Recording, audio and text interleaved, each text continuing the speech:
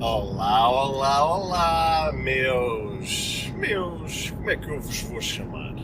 Ou seja, inventei aqui, meus pinos, a palavra que me veio assim à cabeça, meus pinos. Vocês me perguntam, André, meus pinos, onde é que foi buscar este nome? Não sei, olha, inventei aqui, foi a primeira coisa que me veio à cabeça. Olá, meus pinos, como é que vocês estão? Está tudo bem com vocês? Bem, olha, bem-vindos a este fantástico podcast. Não reparem neste barulho aqui de fundo. Neste momento vou a caminho do meu trabalho. São 4h13 da manhã, em pleno domingo. Pois é, isto é cedíssimo, mas a vida do pobre é assim. Uma pessoa não tem outra escolha. Enquanto for pobre, enquanto tiver pouco dinheiro, infelizmente, uma pessoa tem que estar sujeita a esta situação. Eu e mais de 96, 97% das pessoas em Portugal que têm que se sujeitar a estas condições, mas infelizmente a vida é assim. Vou a caminho do meu trabalho, aqui em plena A1 Norte, a caminho de Sintra, e vou aqui aos comandos do meu carro, deste fantástico escumalha, esta podridão de carro que, como vocês podem ver pelo título ou pelo nome do podcast, vocês já se vão a perceber que aqui da minha boca vai sempre sair muita coisa que eu sempre tenho aqui entalada na minha garganta, e a primeira vítima é já o meu carro, que é esta personagem, este item da sociedade, se assim se pode dizer, mas que tanta dor de cabeça e tanto dinheiro da minha carteira já levou. Foi das piores escolhas que eu fiz alguma vez na vida.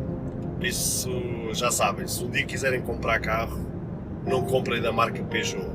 Peugeot, peço perdão, mas infelizmente, se vocês algum dia ouvirem este podcast, a verdade é esta: Peugeot, a nível elétrico, vocês vão estudar, vão tirar novamente uns cursos, vão se formar, vão aprender como é que é aqui a mecânica eletrónica dos carros, porque não foi uma coisa que vocês nasceram aí virados,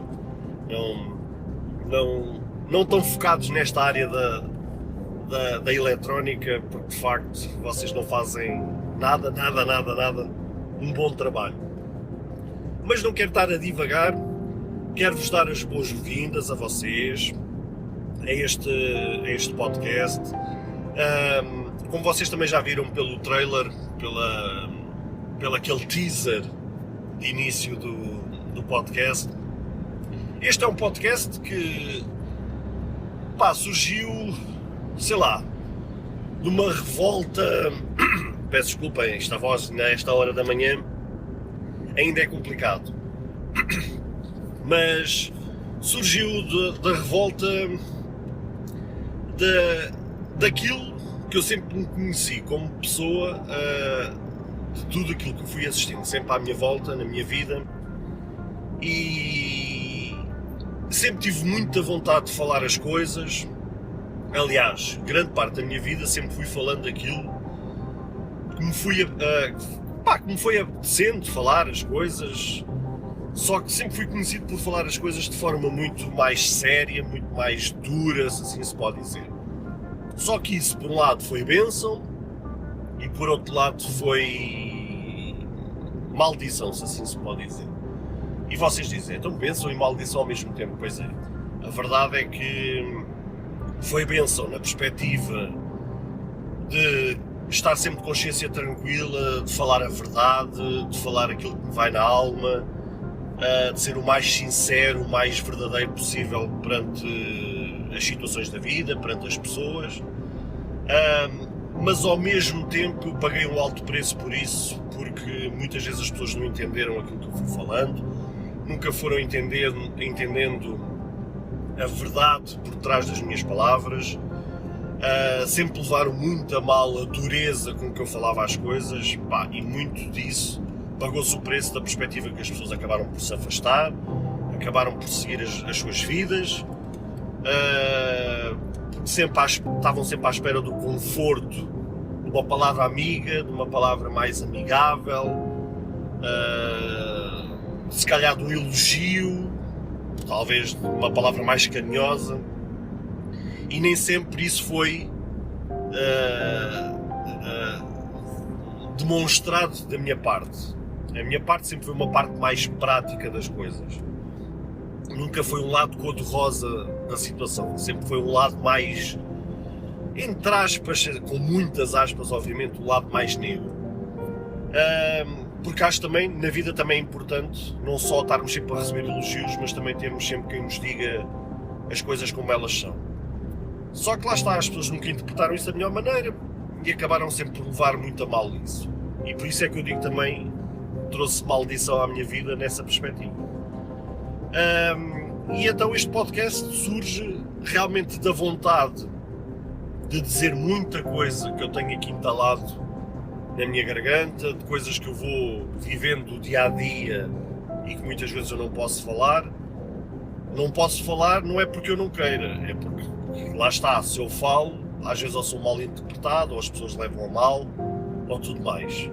Mas, sendo eu um criador de conteúdo por natureza, e tendo eu as ferramentas como o podcast aqui disponível à minha mercê para poder usar, nada como poder usar realmente estas fantásticas ferramentas e poder dizer aquilo sempre que me vai na alma,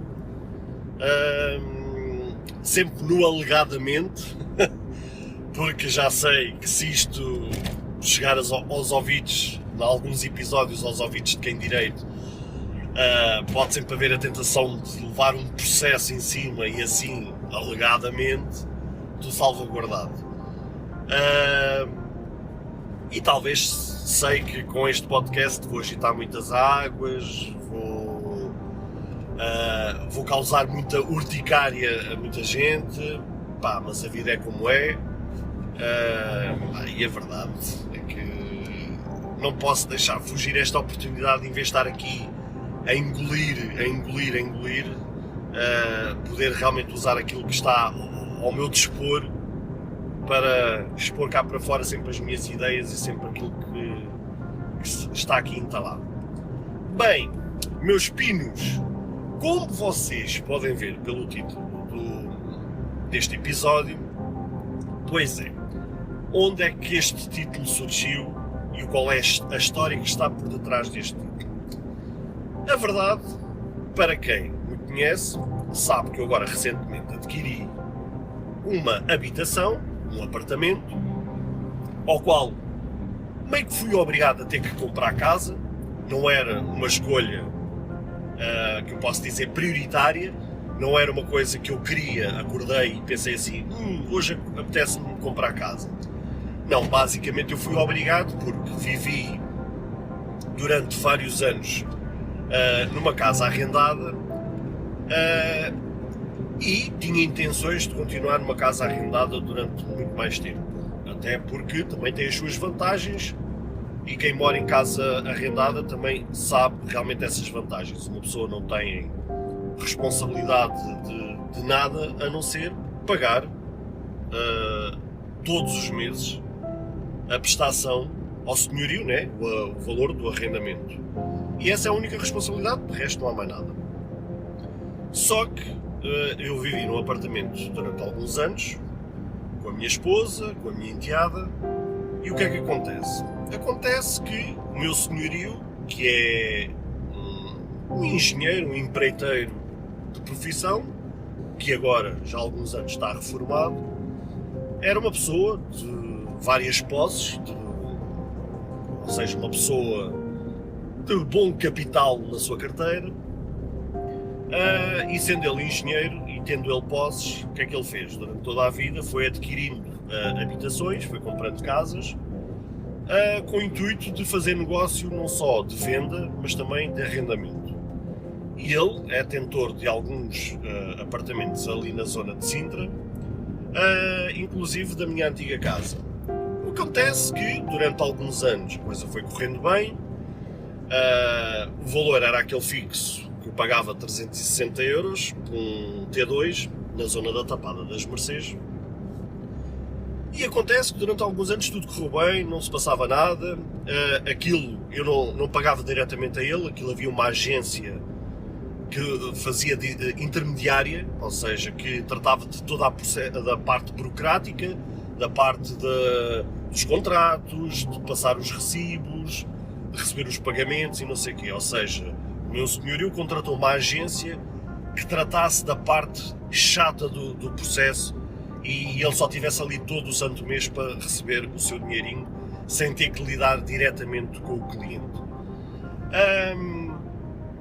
Então contratou aquela agência e a gente tratava tudo diretamente com a agência. E a coisa foi correndo bem. Até que passado aí uns 5, 6 anos, ele resolveu vir com umas histórias, quer dizer, ele passou a mensagem à agência e a agência passou-nos a nós a mensagem de que, pronto, que o valor estava baixo e que não sei o quê, queria aumentar e estava a querer vender a casa e coisa, ou seja, montou ali toda uma retórica, uma história, alegadamente, lá está, alegadamente, foi montando ali uma história que queria vender a casa e não sei o quê, por causa dos filhos, pronto, uma história longa que não vale agora aqui, não vale a pena estar aqui agora a expor. Com o intuito de aumentar a renda. E aumentou 10 euros a renda, ou seja, passou de 360 para 370 euros. E a coisa acho que ficou assim durante 2 anos.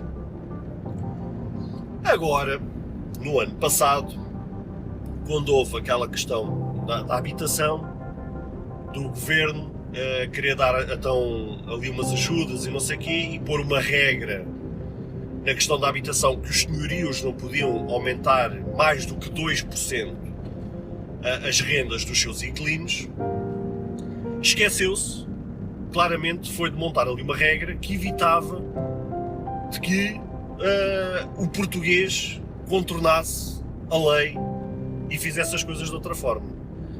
Porque lá vamos aqui ao primeiro ponto. O português realmente é fantástico. Se o português usasse toda a sua habilidade, toda a sua engenharia que usa para o mal, se usasse para o bem, meus pinos, eu vos posso garantir uma coisa. Portugal era um país fantástico. Portugal estava no topo da Europa. Ou seja, nós éramos uma grande potência na Europa. Porque realmente se a gente empregasse toda a nossa inteligência, toda a nossa habilidade que a gente tem de contornar os atalhos, de contornar os esquemas, de contornar tudo e mais alguma coisa para usar para o bem, realmente nós éramos uma grande potência a nível da Europa. Só que o problema é que a gente usa toda essa inteligência e todas essas habilidades é para o mal. Então o que é que o português faz? É realmente encontrar aqui coisas de como contornar o sistema. Então o governo tinha implementado a regra que os senhorios não podiam aumentar aos seus inquilinos a regra, ou a regra, neste caso a prestação dos arrendamentos, em mais de 2%. Então, como os senhorios estavam entalados perante os inquilinos de como aumentar, como é que a gente então vai aumentar a renda aos inquilinos? É nada mais do que rescindir contratos, aqueles que são renováveis de 6 em 6 meses, ou de ano a ano, ou seja, aquilo que for, vai-se rescindindo os contratos, fazendo assim novos contratos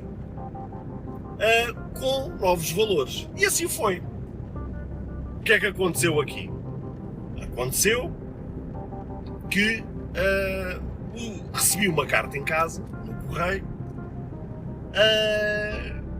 ou seja, isto foi em fevereiro deste ano que terminava o meu contrato de arrendamento, recebi em dezembro, de 2022, do ano passado, à data da gravação realmente deste episódio, recebi uma carta a dizer que em fevereiro então iria terminar o contrato e tudo mais. Qual era o intuito? Fazer um novo contrato com a nova prestação.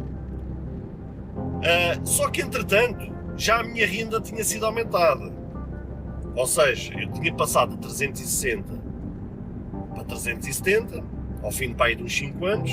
2 anos depois, ele veio outra vez com aquela história, passou de 370 para 400, e agora, mais recentemente, passou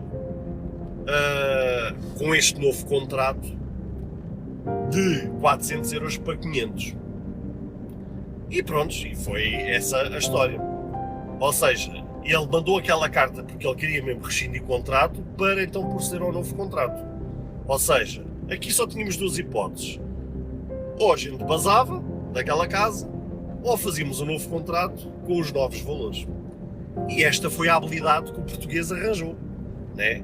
Rescindindo contratos e fazendo novos contratos com novos valores. Ou seja, esta foi a fuga da lei que o português arranjou na questão da habitação, que é conseguir contornar aqui a lei, não o governo ter implementado algo que protegesse os inquilinos destas situações. E pronto, e foi isto que aconteceu. A nível do porquê eu ter saído daquela casa, ir para uma nova casa de arrendamento estava fora de questão, porque não iria encontrar nada dentro dos valores de 500 euros, a não ser que fosse uma casa debaixo de um viaduto, só se fosse assim em formato de tenda, é que iria encontrar uma coisa no valor de 500 euros. Ora, pagar um valor mais alto por uma casa de arrendamento também não fazia sentido. Então optámos por adquirir uma casa. E foi uma longa jornada até se conseguir encontrar uma casa. E encontrei uma casa na zona do Porto Alto, pertencente à freguesia de Samora, ao concelho de Benavente e ao distrito de Santarém. Casa, assim mais afastada de Lisboa, um belo apartamento T3, custou-me à volta de 150 mil euros. Só que, como tudo na vida, são aqueles presentes envenenados que a gente encontra. Mas isto há muitas histórias por detrás desta casa.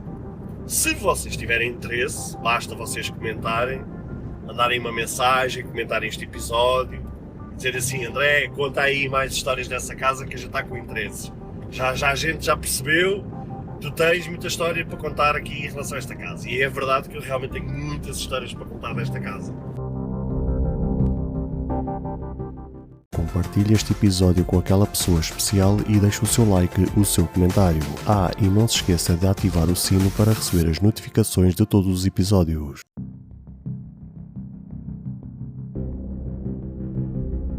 Estes últimos meses já tem valido aqui para contar como se fosse um calhamaço de um livro do Equador, do Miguel Sousa Tavares, que é um livro com muita página.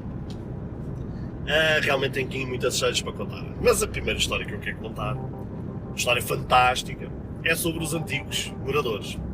Eu não vou, obviamente, dizer o nome deles. Vou aqui dizer nomes fictícios. E sempre tudo no alegadamente, vocês já sabem, alegadamente. Então, o que é que acontece? Os antigos moradores, de seu nome Manuel Jaquim e Dona Rosário, prontos, aqui os nomes fictícios das personagens. Manuel Jaquim e a Dona Rosário eram donos daquela habitação. E o que é que acontece? Eles estavam a vender aquela casa, a gente comprou. Uns dias antes da escritura, quem nos tratou deste processo foi a agência da Remax. E se vocês soubessem o arrependimento que eu tenho de ter feito, como é que se pode dizer?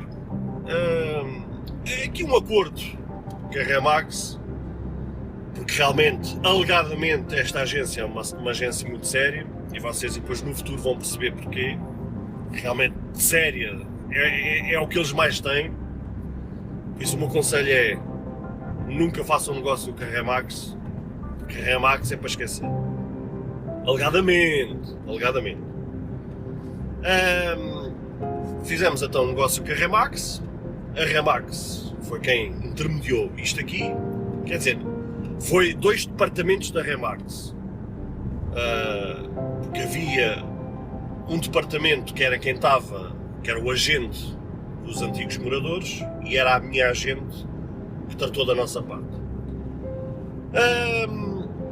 Uns dias antes da escritura, o Manuel Jaquim e a Dona Rosário, como estavam com o processo de sair daquela casa complicado face à aquisição da nova, muito atrasado, e a gente já estava ali com a perspectiva de termos já a data fixada para a escritura, como a coisa estava complicada para o lado deles, eles pediram à Remax para falar connosco, já que havia ali uma perspectiva da data do dia 15 de maio ser assinada a escritura, e eles, como não estavam ainda com a outra parte da aquisição meio que tratada e eles precisavam de tempo, e o dia 15 já estava muito apertado para eles, para a questão da casa, então pediram à Remax para falar connosco se era possível eles ficarem lá a viver do dia 15 de maio até ao final do mês de maio, ou seja, ficarem ali 15 dias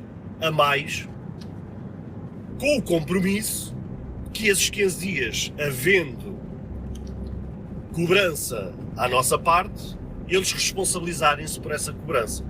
Ou seja, aquilo que o nosso banco nos cobrasse por esse tempo desses 15 dias que eles lá vivessem, que eles chegavam-se à frente. Pá, quando a Remax entra em contato connosco e faz esse pedido, a gente diz: ok, não nos dá muito jeito, porque a gente tem coisas para fazer nessa casa, pintar, pôr as coisas como deve ser e não sei o quê. Pá, não nos dá muito jeito, mas a gente aceita, mas numa condição. Tem que se fazer aí um papel, uma espécie de contrato, que nos dê salvaguarda de que eles realmente comprometem-se a pagar o valor desses 15 dias se houver cobrança. Porque a gente precisa ter uma salvaguarda, né? A gente precisa de saber que, se caso houver alguma coisa, eles realmente vão pagar e estamos salvaguardados. Mas tem que ser um contrato, um acordo oficial, tudo aí escrito, bonitinho, tudo assinado, com dados, né? Que seja tudo oficializado ali de maneira que a gente esteja protegidos. E a Remax, ok, assim, a gente trata disso, tudo bem.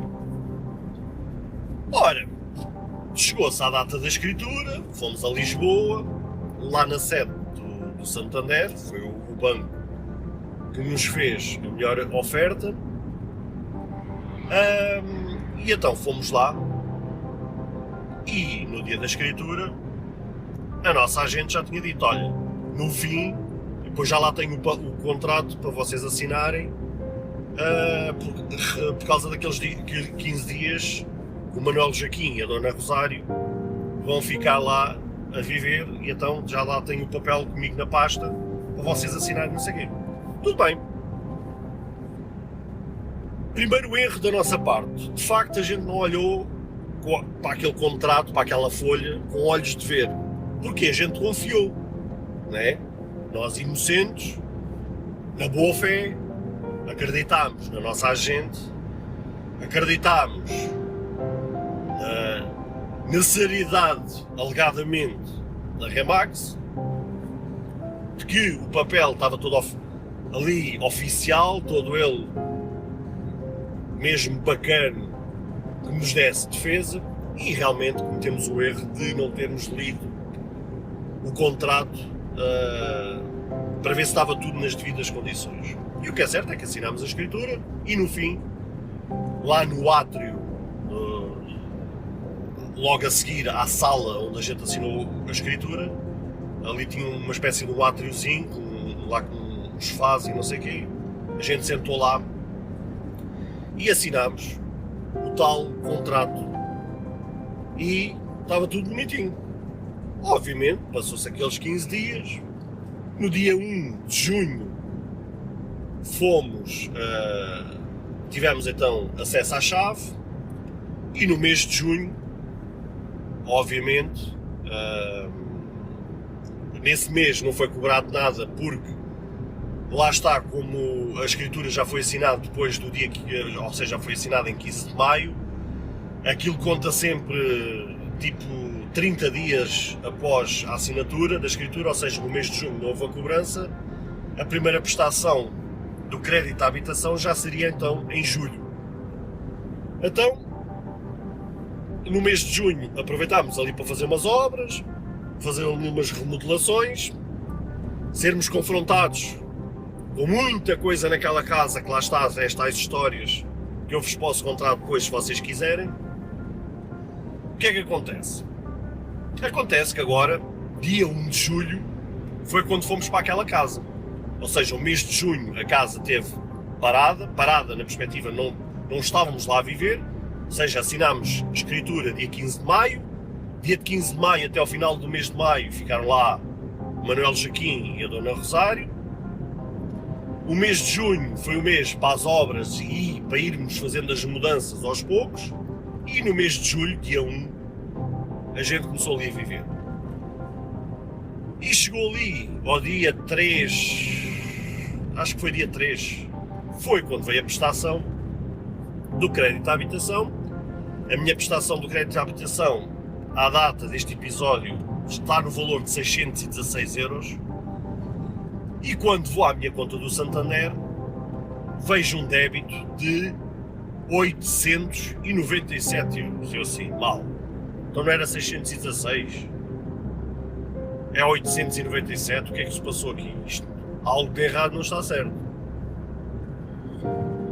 Entrei em contacto com a gestora que tratou do processo de abertura de conta no Santander e que tratou deste processo todo do crédito à habitação, para expor aquela situação daquele valor, e ela confirmou-me, não André, esse valor é respeitando ao mês de junho completo e àqueles 15 dias de maio. Ou seja, tu neste caso pagaste 1 mês e meio de prestação, né? Porque tem que se contar aqueles 15 dias de maio, né? Se vocês assinaram a escritura no dia 15 de maio, a partir do dia 15 de maio a casa era vossa e a partir daí vocês já são responsáveis. E obviamente por isso é que esse valor, porque vocês pagaram 1 mês e meio de prestação. E eu, então houve cobrança daqueles 15 dias. Então se houve cobrança daqueles 15 dias, toca de entrar em contacto com a agência e com o Manuel Jaquim e com a Dona Rosário para saber como é que é. Eles têm que pagar aqueles 15 dias, que dá o valor de 280 euros,45, que eu fiz a diferença dos tais 616 e qualquer coisa, menos os 897 e qualquer coisa, e deu o valor de 280,45. Eu, Remax, olha, aqueles 15 dias foram cobrados, como é que é? Há aqui a questão pagamento, como é que é a situação? Também entramos em contacto com os antigos moradores e nada do Manuel Jaquim e da Dona Rosário atenderem telefones e responderem aos e-mails. Do nada, esfumaram-se. Sempre a chatear a Remax, e a Remax, pois e tal, e não sei o quê. Isto porquê? Porque entretanto a gente foi a ver aquele contrato, coisa que a gente devia ter visto no dia que assinámos, e fomos ver que aquilo nada mais era que um contrato meio que amigável. O nome da Remax não constava naquele papel, apenas só constavam os nossos nomes e os nomes dos antigos moradores e nada mais. Ou seja, basicamente era como se fosse um acordo de cavalheiros. E sendo um acordo de cavalheiros, a Remax fazia como Pilatos, lavava dali as suas mãos e aqui o G ficava a arder. sempre a chatear a Remax. Não, vamos aqui reunir com o jurídico para saber o que é que se pode fazer. E o jurídico diz, não, vamos avançar para o litígio, porque isto não está certo. Vamos-lhe imputar uma dívida às finanças, né? Vamos acionar as finanças e eles ficam com essa dívida e não sei o quê. O que é que acontece? Avançar para o jurídico, não avançaram porra nenhuma. A verdade é esta, não avançaram com nada. A Remax, como sabia e sabe o que é que fez em relação àquele contrato, porque lá está, alegadamente são pessoas sérias. Alegadamente são pessoas sérias. E já sabia que o seu nome não constava naquele acordo, por isso, dali, não lhes era imputado nada. Da mesma forma que pôr a dívida nas finanças, para quê? Então quer dizer, o lesado é o Estado, não sou eu? Eu é que tenho que ficar, a dívida está em meu nome, não está em nome das finanças. Por isso não sei qual era o ganho de imputar aquilo às finanças. Podiam dizer assim, não, mas a gente imputa a dívida às finanças, mas a ideia é depois as finanças darem o dinheiro a vocês. Sim, as finanças dão uma coisa a alguém. Eles até podem dar o dinheiro, mas demora 50 anos para dar o dinheiro a alguém. Eles para querer receber, eles querem receber logo no imediato e mancham o teu nome até à 5ª geração. Mas para pagar alguma coisa a alguém, é melhor arranjares um banquinho, sentares-te e estares ali descansadinho. Então, pôr a dívida nas finanças também não faz sentido. Achar a morada dos antigos donos não se consegue porque eles literalmente esfumaram-se. O agente deles apenas só tratou do processo da venda daquela casa, não tratou do processo da aquisição da nova casa deles. Ou seja, quando fomos falar com o agente deles, eles disseram, olha, eu gostava muito de vos ajudar, mas eu nem sei onde é que eles estão a morar, porque eu só tratei do processo da venda da vossa casa. Eu não fui o agente deles na aquisição da nova. Por isso eu nem sequer faço a mínima ideia onde é que eles moram, para ser-vos sincero. Aquilo que eu posso fazer, eu tenho aqui o contacto deles, é ficar a ligar para eles para ver se entra em contacto para expor a situação. O que é certo é que ele foi ligando e eles literalmente esfumaram-se. A Remax, fomos chateando e nada. Ou seja, ao dia de hoje, dia 23 de julho de 2023, estamos com uma bela bosta de contrato nas mãos que não nos serviu de porra nenhuma. Confiámos alegadamente, uma agência séria, que nos deu a promessa que estava ali para nos salvaguardar, para defender os nossos interesses, o qual não defendeu porra nenhuma, a verdade é essa, e agora, a verdade é que estamos com 280 euros entalados, as nossas finanças a irem com os porcos, que a verdade é esta. O dinheiro, que se vocês soubessem, que eu já gastei naquela casa, de problemas que eu fui encontrando ali, lá está, das tais histórias, que eu tenho aqui muita coisa para contar. A verdade é que é esta, que agora ficámos aqui entalados.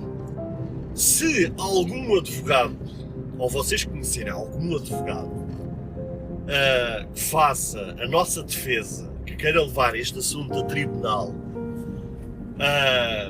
numa perspectiva pro bono, em que não haja custo da nossa parte, porque literalmente não temos como pagar um advogado para levar este processo a tribunal, porque sinceramente eu gostava mesmo, alegadamente, entalar a Remax pelo bom serviço que eles fizeram e principalmente entalar o Manuel Jaquim e a Dona Rosário por serem pessoas, alegadamente, pessoas de bem, pessoas sérias, por honrarem os seus compromissos, os seus acordos. Se vocês conhecerem algum advogado, ou se tiver algum advogado a assistir este episódio que nos queira fazer a nossa defesa, que queira pegar neste caso e arrancar coro, alegadamente, a esta gente, mas que faça de uma perspectiva pro bono, porque literalmente não temos como pagar um advogado para levar este caso a tribunal ou tentarmos apertar com os antigos donos de forma a gente reaver aquilo que nos é justo. O que é certo é que, lá está, se vocês conhecerem ou tiver algum advogado aí que realmente queira defender a nossa causa, entrem em contacto comigo, mandem uma mensagem de voz, comente este episódio, está aí o e-mail também deste podcast. Basicamente se eu dissesse tudo @gmail.com. Entrem em contacto, que eu ficaria eternamente grato, porque acho não, tenho a certeza que aquilo que foi feito neste processo foi injusto para connosco, foi errado, não está certo uma pessoa ser lesada desta forma quando esses 15 dias eram nossos por direito e que tanto jeito nos dava para termos começado a antecipar as remodelações daquela casa e principalmente também a parte das mudanças. Tinha-nos dado tanto jeito e, no entanto, agimos de boa fé, emprestámos literalmente a casa a 2 moradores que já não eram donos daquela casa para viverem lá 15 dias e literalmente viveram 15 dias à borla, erradamente, e não está certo. E por isso o título deste episódio, Os Fugitivos, porque realmente fugiram, esfumaram-se, desapareceram e ficaram-se a rir, evitando assim de pagar 280 € a quem de direito. Meus pinos, esta era a história que eu vos tinha para contar hoje. Também já estou aqui a chegar ao meu trabalho. Quero-vos agradecer aqui a companhia de vocês terem estado aqui comigo. Tenho que dar aqui uma pitadela, porque pelo visto aqui o segurança a esta hora também está a dormir como eu, e não lhe apetece abrir a cancela, mas pronto, já abriu a cancela. Queria-vos mais uma vez agradecer. Já sabem, se vocês gostaram deste podcast, se vocês gostaram deste episódio, compartilhem aí, deem as estrelinhas que entenderem nas vossas plataformas onde vocês estiverem a assistir a isto, seja no Apple Podcast, seja no Google Podcast, seja no Spotify, seja onde for, vocês deem aí a vossa estrelinha que entenderem, comentem, compartilhem aí com quem vocês acharem. Também, se vocês não quiserem compartilhar, se vocês não quiserem fazer nada, não façam, vocês são livres. Quero agradecer mais uma vez a vossa presença de ter assistido aqui o maluco do André. Agora aqui fazer uma manobra de marcha atrás, que é a minha manobra favorita nos carros. E a gente vê-se no próximo episódio, numa próxima história. Por isso, tchau, tchau!